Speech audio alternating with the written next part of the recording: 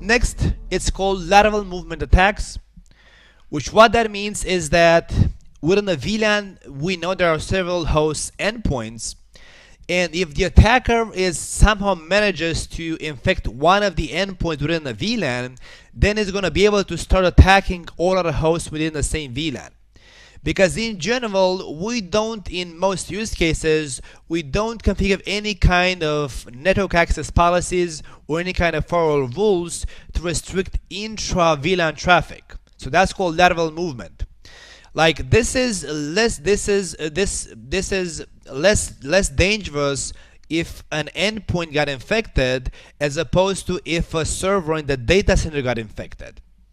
Because if a user got infected, then it's going to take time till that endpoint has actually a chance to go and infect the data center and grab the resources from the data center. Because that's where the sensitive information is. That's where the attacker needs to grab his hands on the data from the data center.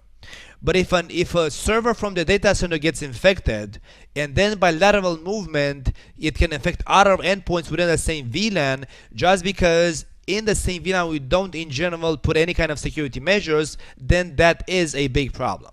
So it's easier for the attacker to infect endpoints within the same VLAN, because it may happen that if the attacker wants to infect endpoints from other VLANs, it may have to pass through firewall as the default gateway, which may restrict traffic to other network segments. So it's going to be more difficult for the attacker to infect endpoints from other VLANs as opposed to endpoints within the same VLAN.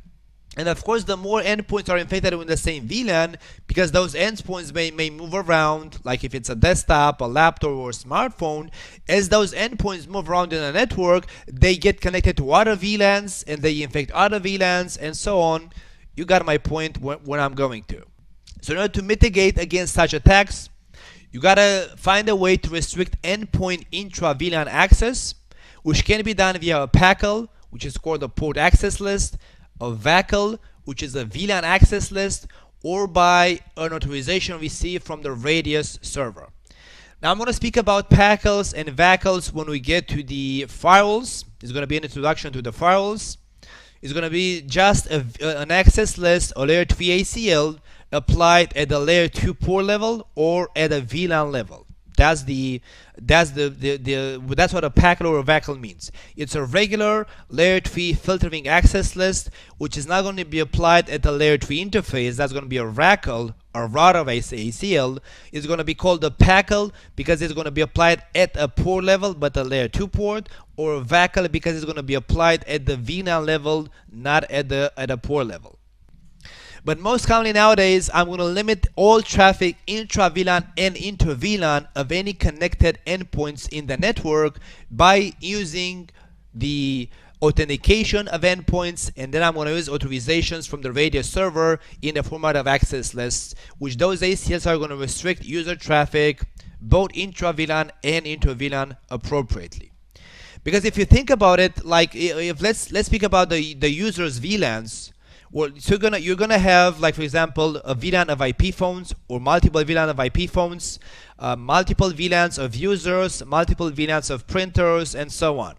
If you think about it, in the IP phone VLAN, the IP phones will at some point need to speak directly with each other, because that's how voice works over IP. It's gonna be a peer-to-peer, phone-to-phone direct connection in the end. But if you think about the printers, why should the printers speak one to another? The printers are just going to reply to user requests and print documents.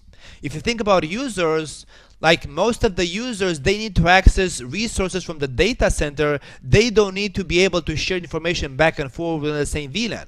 So why do you allow intra-VLAN access between users to begin with? Because that's not even required.